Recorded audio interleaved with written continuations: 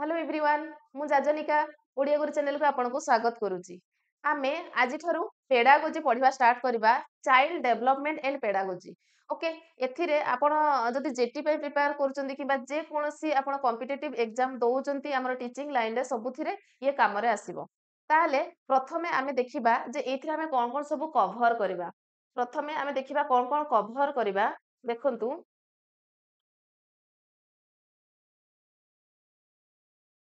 प्रथम स्लाइड को जदि जिबा what we will cover understanding child development प्रथमे पढ़िबा। अच्छा आमे चाइल्ड डेवलपमेंट एंड पेडागोजी काहे की पढुचे ना पिलांकर जेहेतु आपण 1 टू 5 क्लास पिलांको पढेबे बा ता ऊपर लेवल छुआ को पढेबे प्रथमे जने टीचर कर जानिबा दरकार जे सेई बयसर पिलांकर केते परिमाण रे शारीरिक विकास घटी थाए केते परिमाण रे तांकर मानसिक विकास घटी थाए से को धरणर चिंता करि पारंती जहा द्वारा आपण जते बेले तांको पढेबे बा बुझेबे आपणकर शैली सेही भली भाबरे हेबा कथा। जेमिति कि छोट पिलांको पढेइले बेस्ट मेथड होची प्ले वे मेथड। आमे कोन कोन मेथड मध्ये आगो को देखिबा। ओके ताले छुआ को खेली बुली के पढेइले से अधिक मने रहे तांकर पाठ पढुचंती बोले से फील करि पारंतिनी ए सब प्रकार जिंस तेनु जने टीचर को जानि रखिबा उचित जे पिलार केते सब बौद्धिक विकास घटेछि केते मानसिक विकास घटेछि। Okay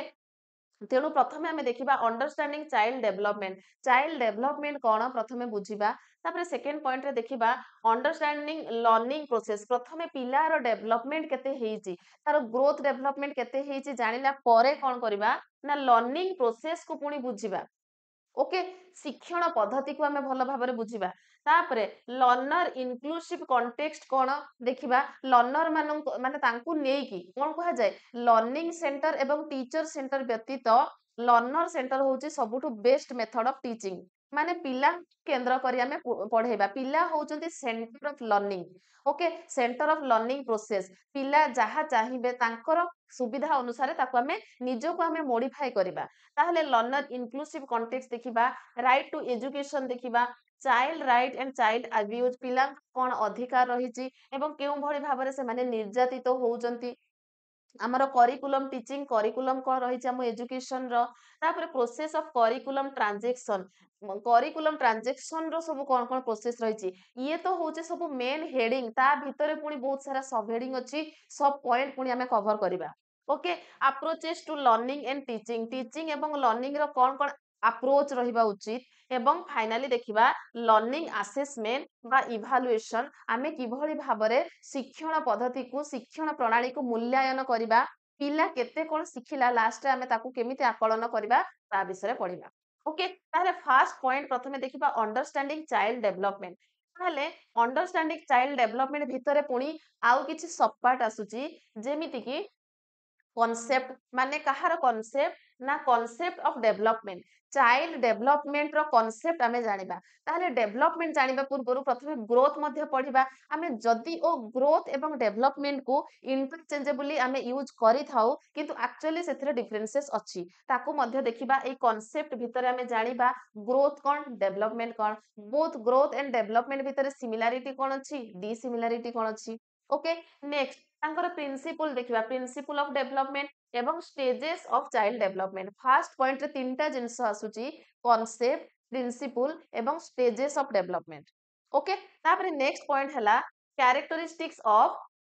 physical cognitive social emotional and moral development in childhood and early adolescence. ताहले तापरे हम एडोलेसेंस पीरियड को जिबा एवं एडोलेसेंस पीरियड रो तार बयस सीमा कोन ता माने पढिबा ता सहित पिलार सेते बेले फिजिकल चेंजेस कोन घटी थाए तार कॉग्निटिव डेवलपमेंट कोन हुए सोशली किभली चेंजेस आसे इमोशनली से माने किभली भाबरे डिस्ट्रैक्ट होंती तांकर पुनी मोरल डेवलपमेंट कोन हेई थाए ताकू देखिबा। प्रथम केस रे आमे चाइल्डहुड विषय पढ़ले देन एडोलेसेंस को आसीबा। Next point significance of heredity and environment understanding the child गोटे पिला को बुझिबा पई तार मानसिक शारीरिक बौद्धिक विकास किभली हेइछि जानिबा पई हमको प्रथमे तार हेरिडिटी एवं एनवायरनमेंट विषय बुझिबा को पड़िबो काहे कि ନା ଜଣେ ବ୍ୟକ୍ତିର ବ୍ୟକ୍ତିତ୍ୱ କିଭଳି ଗଠନ ହେଇପାରିବ ସେଇଟା ତା ଫ୍ୟାମିଲି ଉପରେ ଡିପେଣ୍ଡ କରେ, ସିଏ ରହୁଥିବା ଏନଭାରମେଣ୍ଟ ଉପରେ ଡିପେଣ୍ଡ କରେ, ତାର ନେବର, ତାର ପ୍ଲେଗ୍ରାଉଣ୍ଡ, ତାର ଯୋଉ ପିଲା ରହିଲେ ତାର ପିୟର ଗ୍ରୁପ, ଏଇ ସବୁ ମଧ୍ୟ ପିଲାର ଡେଭଲପମେଣ୍ଟରେ ଆଫେକ୍ଟ ପକେଇଥାନ୍ତି। ସେଇଥିପାଇଁ ଆମେ ହେରିଡିଟି ଆଉ ଏନଭାରମେଣ୍ଟକୁ କେବେ ବି ମାନେ ବାଦ ଦେଇପାରିବା ନାହିଁ। ପିଲାର ଡେଭଲପମେଣ୍ଟରେ ଏଇ ଦୁଇଟି ଜିନିଷର ଭୂମିକା ବହୁତ ଗୁରୁତ୍ୱପୂର୍ଣ୍ଣ। Okay, next point, factors influencing child development. ତାହେଲେ କୋଉ ସବୁ ଫ୍ୟାକ୍ଟର୍ସ ଗୁଡିକ ରେସ୍ପନ୍ସିବୁଲ ଗୋଟିଏ ପିଲାର ଚାଇଲ୍ଡ ଡେଭଲପମେଣ୍ଟ ପାଇଁ? ମାନେ ଯଦି ଗୋଟିଏ ପିଲାର ଡେଭଲପମେଣ୍ଟରେ କିଛି ବ୍ୟାଘାତ ସୃଷ୍ଟି ହଉଛି ତାହେଲେ କୋଉ ସବୁ ଫ୍ୟାକ୍ଟର ଗୁଡିକ ରେସ୍ପନ୍ସିବୁଲ? ଘରେ କୋଉ ଫ୍ୟାକ୍ଟର ଗୁଡିକ ରେସ୍ପନ୍ସିବୁଲ, ସ୍କୁଲରେ କେଉଁ ସବୁ ଫ୍ୟାକ୍ଟର ଗୁଡିକ, ଏବଂ ପିୟର ଗ୍ରୁପ ସାଙ୍ଗମାନଙ୍କ ସହିତ କଣ ଅସୁବିଧା, ସୋସାଇଟିରେ ସିଏ କୋଉ ଅସୁବିଧା ସମ୍ମୁଖୀନ ହଉଛି। ଓକେ, ତାପରେ 5 ନମ୍ବର ପଏଣ୍ଟରେ understanding the developmental needs of children age specific, ତାହେଲେ ତାଙ୍କର ଆବଶ୍ୟକତା କଣ ରହିଛି ତାଙ୍କର ବୟସକୁ ଦେଖିକି ଜାଣିବା। ତା ସହିତ ଲର୍ଣ୍ଣିଂ ଆଣ୍ଡ ଡେଭଲପମେଣ୍ଟାଲ ଟାସ୍କ, ତାପରେ ଡେଭଲପମେଣ୍ଟାଲ ଡିଲେ, ପିଲାର ଡେଭଲପମେଣ୍ଟରେ ଯଦି ଡିଲେ ହଉଛି ତାହେଲେ କାହିଁକି ହଉଛି? ଦେଖିବେ ଆଜିକାଲି ଛୁଆମାନେ ସବୁ ଲେଟରେ କାମ କରୁଛନ୍ତି, କାହିଁକି ନା ଅଧିକ ମୋବାଇଲ ଛୋଟ ବେଳୁ ସିଏ ଦେଖିଲେ ବାପା ମା କିମ୍ବା ଜେଜେବାପା ଜେଜେମା ଫ୍ୟାମିଲି ମେମ୍ବରଙ୍କ ସହିତ ସେମାନେ ଏତେ କଣ ନା ସମୟ ବିତେଇ ନାହାନ୍ତି, ଯାହା ଫଳରେ ପିଲା ଲେଟରେ ଚାଲୁଛନ୍ତି, ଲେଟରେ ଖାଉଛନ୍ତି, ଲେଟରେ ସବୁ କିଛି ଆକ୍ଟିଭିଟି କରୁଛନ୍ତି। Okay, helping children to grow, ପିଲାକୁ ବଢିବା ପାଇଁ ଆମେ ହେଲ୍ପ କରିବା। ଓକେ, ଇଏ ଥିଲା understanding learning process, understanding learning development ଭିତରେ କିଛି ପଏଣ୍ଟ। ତାପରେ ସେକେଣ୍ଡରେ ଅଣ୍ଡରଷ୍ଟାଣ୍ଡିଂ ଲର୍ଣ୍ଣିଂ ପ୍ରୋସେସ, ଆଚ୍ଛା ସେଟା ଆମର କଣ ଥିଲା? ଅଣ୍ଡରଷ୍ଟାଣ୍ଡିଂ ଚାଇଲ୍ଡ ଡେଭଲପମେଣ୍ଟ ଥିଲା, ପିଲାର ଡେଭଲପମେଣ୍ଟକୁ ପ୍ରଥମେ ବୁଝିଲେ, ସେକେଣ୍ଡ ୟୁନିଟରେ ଆମେ ଲର୍ଣ୍ଣିଂ ପ୍ରୋସେସକୁ ବୁଝିବା। ଲର୍ଣ୍ଣିଂ ପ୍ରୋସେସରେ କଣ କଣ ଦେଖିବା? Learning concept and nature, learning ର କନସେପ୍ଟ କଣ ଅଛି, ଲର୍ଣ୍ଣିଂ ର ନେଚର କଣ ଅଛି, ଇଣ୍ଡିଭିଜୁଆଲ ଡିଫରେନ୍ସେସ୍ ଅଫ ଲର୍ଣ୍ଣିଂ, ପ୍ରତ୍ୟେକ ପିଲାଙ୍କର ଲର୍ଣ୍ଣିଂ କ୍ୟାପଚର କରିବାରେ, ତାକୁ ଧରିବାରେ ବିଭିନ୍ନ ପଦ୍ଧତି ଅଛି, ସମସ୍ତେ ଭ୍ୟାରି କରନ୍ତି, ତାଙ୍କର ଲର୍ଣ୍ଣିଂ ପ୍ରୋସେସ ସବୁ ଡିଫରେନ୍ସ ରହିଛି। ଓକେ, ସେମିତି understanding how child learns, learning through observation, ପିଲା ଅବଜର୍ଭ କରିକି କିଭଳି ଭାବରେ ଜିନିଷ ଶିଖୁଛି, ଇମିଟେସନ କରିକି କିଭଳି ମାନେ ଦେଖିକି କେମିତି ବଡ ଲୋକଙ୍କ ଠାରୁ ଜାଣୁଛି, ଟ୍ରାଏଲ କରୁଛି ଏବଂ ଭୁଲ ମଧ୍ୟ କରୁଛି, ସେଇ ଟ୍ରାଏଲ ଆଣ୍ଡ ଏରରରୁ ମଧ୍ୟ ତାକୁ ଶିଖିବାକୁ ମିଳୁଛି, ସେମିତି ଏକ୍ସପେରିମେଣ୍ଟ କରୁଛି ଏବଂ କିଛି ଏକ୍ସପିରିଏନ୍ସ ଗେନ୍ କରୁଛି। ଓକେ, କିଛି ଏକ୍ସପେରିମେଣ୍ଟ କରିବା ସହିତ ଯଦି ସେଥିରେ ଫେଲୁଅର ହଉଛି ପୁଣି ନୂଆ ପ୍ରଣାଳୀକୁ ସେ ଆପଣଉଛି, ଯାହା ଦ୍ୱାରା ସେଥିରୁ ସେ କିଛି ନୂଆ ଏକ୍ସପିରିଏନ୍ସକୁ ଗେନ୍ କରୁଛି। ଓକେ, ତାପରେ ଦେଖିବା ଲର୍ଣ୍ଣିଂ ଆଜ ମିନିଂ ମେକିଂ, ଲର୍ଣ୍ଣିଂ କୁ କିଭଳି ଫଳପ୍ରଦ କରିହେବ, ସଫଳ କରିହେବ, ତାର ଗୋଟିଏ ଅର୍ଥପୂର୍ଣ୍ଣ କଣ ଆମେ ଲର୍ଣ୍ଣିଂ କୁ ଏଠି ପଢିବା। ବେସିକ କଣ୍ଡିସନସ ଅଫ ଲର୍ଣ୍ଣିଂ, ଯେମିତି କି ମାନେ ଲର୍ଣ୍ଣିଂ ର କିଛି କଣ୍ଡିସନସ ଦେଖିବା, ଯୋଉଟା କି ଗୋଟେ ମ୍ୟାଚୁରେସନ, ପିଲାର ଠିକ ମ୍ୟାଚୁର ହେବା ଦରକାର ଗୋଟିଏ ଲର୍ଣ୍ଣିଂ କୁ କ୍ୟାପଚର କରିବା ପାଇଁ। ଫାଟିଗୁ, ରେନଫୋର୍ସମେଣ୍ଟ, ମ୍ୟାଟେରିଆଲ୍ସ, ଟାସ୍କ, ତାକୁ ଠିକ ମ୍ୟାଟେରିଆଲ୍ସ ମିଳିବା ଦରକାର, ତାକୁ ଠିକ ଟାସ୍କ ଦିଆଯିବ, ଅର୍ଗାନାଇଜେସନ ଅଫ ମ୍ୟାଟେରିଆଲ୍ସ, ଏଇ ସବୁ ଜିନିଷ। ତାପରେ promoting learning motivation learners, facilitating classroom learning, environment, teacher behaviour, ଏଇ ସବୁ ମଧ୍ୟ ଲର୍ଣ୍ଣିଂ ପାଇଁ ଦରକାର। ଟିଚର୍ସଙ୍କ ବିହେଭିୟର ମଧ୍ୟ ରେସ୍ପନ୍ସିବୁଲ, ଯଦି ଟିଚର ତାକୁ ମାରିବେ, ପିଟିବେ, ଡରେଇବେ, ଧମକେଇବେ, ତାହେଲେ ପିଲାର ଲର୍ଣ୍ଣିଂ ରେ ବ୍ୟାହତ ସୃଷ୍ଟି ହେବ, ସିଏ ଇଣ୍ଟରେଷ୍ଟ ଦେଖେଇବନି, ଡରିବ ସ୍କୁଲ ଆସିବାକୁ, ଏଇ ସବୁ ଜିନିଷ। ଓକେ, ତାପରେ ଯିବା ନେକ୍ସଟ ସ୍ଲାଇଡ କୁ। 3 ନମ୍ବର ୟୁନିଟ ରେ ଦେଖିବା ଲର୍ନର ଇନ ଇନକ୍ଲୁସିଭ କଣ୍ଟେକ୍ସଟ। ଇନକ୍ଲୁସିଭ କଣ୍ଟେକ୍ସଟ ଭିତରେ ଆମେ କଣ କଣ ପଢିବା ନା ମିନିଂ ଅଫ ଇନକ୍ଲୁସିଭ, ସବୁ ଜିନିଷରେ ପ୍ରଥମେ ଆମେ କନସେପ୍ଟ ବା ମିନିଂ ଜାଣିବା, ଏଥିରେ ଆମେ ଇନକ୍ଲୁସିଭ ଏଜୁକେସନ କଣ ପ୍ରଥମେ ତାର ଅର୍ଥ ଜାଣିବା। ତାପରେ ଦେଖିବା distinction from integrated education and special education. Integrated education କଣ, ସ୍ପେଶାଲ ଏଜୁକେସନ କଣ, ତାଙ୍କ ଭିତରେ ଗୋଟେ ବ୍ରଡ ଡିଫରେନ୍ସେସ୍ ଅଛି, ତା ବିଷୟରେ ପଢିବା। ତାପରେ ଇମ୍ପ୍ଲିମେଣ୍ଟେସନ ଅଫ ଇନକ୍ଲୁସିଭ ଏଜୁକେସନ, ସେଇ ଇନକ୍ଲୁସିଭ ଏଜୁକେସନ କୁ ପୁଣି ଇମ୍ପ୍ଲିମେଣ୍ଟ କେମିତି କରାଯିବ ପିଲାଙ୍କ ଉପରେ ସ୍କୁଲରେ। ଓକେ, ତାପରେ ଏଜୁକେସନ ଅଫ CWSN ଟାଇପ, ମାନେ ଯୋଉମାନେ ଅନ୍ଧ ମୁକ ବଧିର ହେଲେ ବା ଯୋଉମାନେ ଶାରୀରିକ ବିକଳାଙ୍ଗ ଅଛନ୍ତି ସେମାନଙ୍କୁ କେମିତି ଆମେ ସାମିଲ କରିବା, ନର୍ମାଲ ଜେନେରାଲ ଏଜୁକେସନ ତାଙ୍କୁ କେମିତି ଇନକ୍ଲୁଡ କରିବା। ଆଇଡେଣ୍ଟିଫିକେସନ, CWSN ପିଲାଙ୍କୁ କିଭଳି ଭାବରେ ଆଇଡେଣ୍ଟିଫାଇ କରାଯିବ। ଲର୍ଣ୍ଣିଂ ନିଡ୍ସ, ତାଙ୍କ ପାଇଁ ଲର୍ଣ୍ଣିଂ ର କଣ ଆବଶ୍ୟକତା ରହିଛି, ଟିଚିଂ ଷ୍ଟ୍ରାଟେଜି କଣ ହେବା ଦରକାର, ଏବଂ କରିକୁଲମକୁ କିଭଳି ଭାବରେ ଆଡପ୍ଟ କରିବା ଆବଶ୍ୟକ।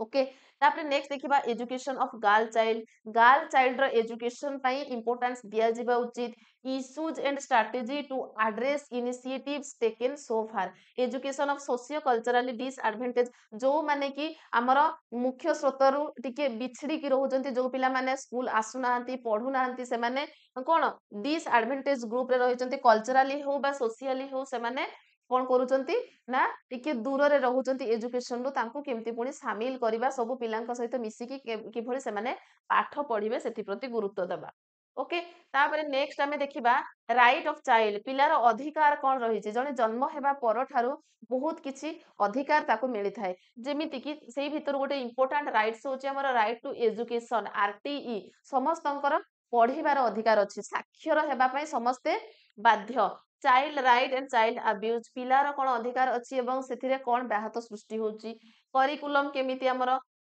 देखिबा हमर केते प्रकार करिकुलम अछि हमर स्कूल रे सब्जेक्ट सेंटर्ड करिकुलम अछि किछि चाइल्ड सेंटर्ड करिकुलम अछि आ किछि एक्सपीरियंस सेंटर्ड करिकुलम अछि किछि लोकल स्पेसिफिक मध्ये अछि गोटिए गोटिए क्लास रे ताकू इंडिविजुअली भलो भाबरे बुझिबा कोर करिकुलम कोन meaning and features of core curriculum देखिबा तापरे प्रिंसिपल्स ऑफ करिकुलम कंस्ट्रक्शन एवं process of curriculum development at the elementary school level विशेष करी जेहेतु जेटी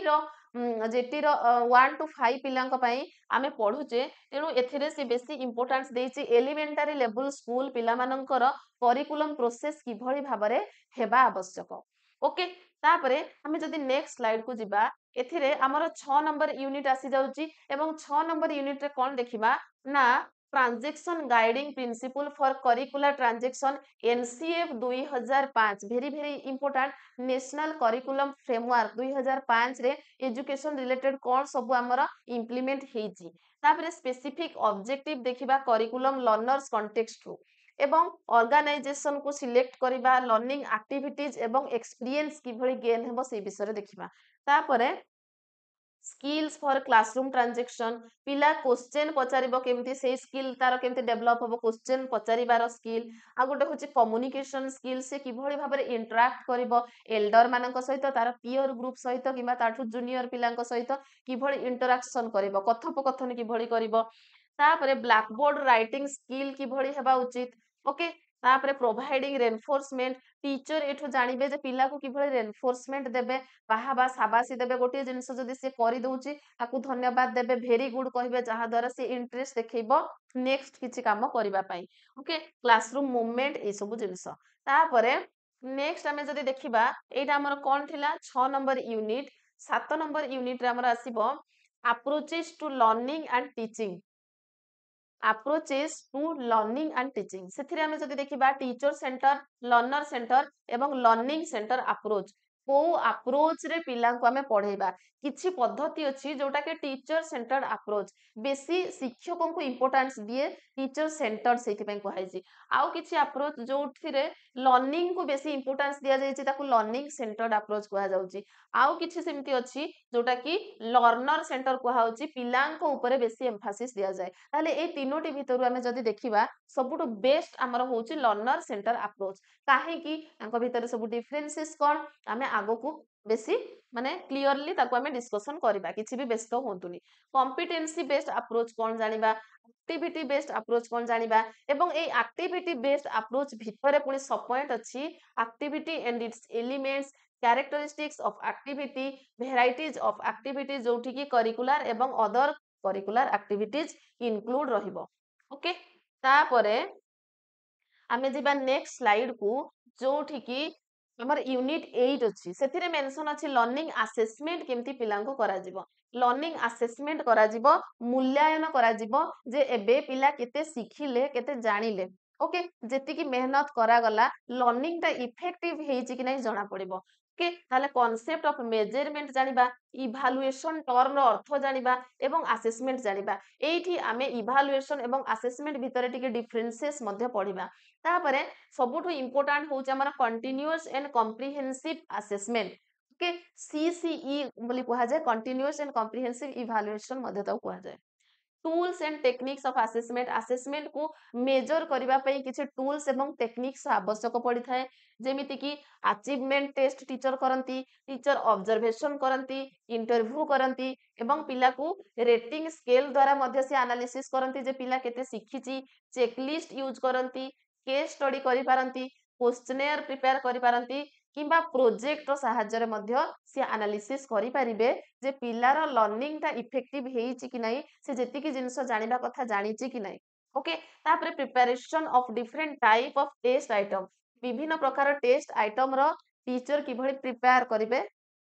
देखिबा तापर हमर portfolio assessment preparation of unit test केमती प्रिपरेशन करिवे रेकॉर्डिंग रिपोर्टिंग एंड शेयरिंग ए सब टीचर कर काम ताको प्रथमे रेकॉर्डिंग करिवे तापर तार रिपोर्ट प्रिपेयर करिवे ताको शेयर करिवे ओके तापरे use assessment outcomes for improving learning को आउ टिके इंप्रूव करिबा पई से असेसमेंट को आउ टिके बेहतर बनेबे ओके तो एई सबु आमे चाइल्ड डेवलपमेंट एंड पेडागोजी भितरे पढ़िबा एतिकी सबु कवर करिबा ओके ताहले जेतिकी भी क्लास लागुची लागू से माने 10टा क्लास रे सरी गले बहुत भलो 20टा क्लास रे जदी होउची ता आठु आहुरी बहुत भलो कि 50टा क्लास हो आमे बुझी बुझी जिबा सबु टॉपिक को टच करिकि जिबा ओके तेणु किसी भी व्यस्त हबार नाही सबु जिंस को बहुत भलो भाबरे बुझिबा गोटिए यूनिट कंप्लीट हला परे से रिलेटेड किसी एमसीक्यू मध्ये डिस्कशन करिबा ओके तारो गोटिए प्लेलिस्ट मु बनै देबी एटा हमर फास्ट इंट्रोडक्शन क्लास थिला जोथिरे मु आपन को कहिली जे हमें आगो को कोन कोन सब पढ़िबा चाइल्ड डेवलपमेंट एंड पेडागोजी रे ओके ताको कंप्लीट करबा भितरे जेतिकी भी क्लास हबो ताको सिस्टमैटिक मु प्लेलिस्ट सजै की रखिबी आ जदी तार पीडीएफ आपन चाहथांती टेलीग्राम चैनल रे जॉइन हे जिवे तार लिंक मु डिस्क्रिप्शन बॉक्स रे दे देबी क्लास टी भल लागले लाइक करिवे सांग मानन को शेयर करिवे एवं चैनल रे नुआ थिले चैनल को सब्सक्राइब मध्य कर देबे थैंक यू जय हिंद जय जगन्नाथ।